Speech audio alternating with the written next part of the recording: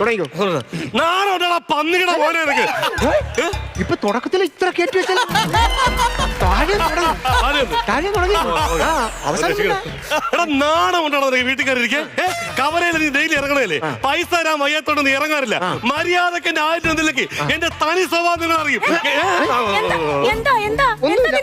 ഒന്നുമില്ല.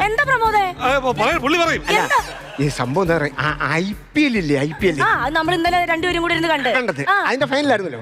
അപ്പൊ അതിനകത്ത് ഞാൻ പറയാം IPL കളി എന്തെങ്കിലും നടന്നല്ലോ. അപ്പൊ നമ്മള് വാദം വെച്ച്. അപ്പൊ ഞാൻ ബാംഗ്ലൂര്.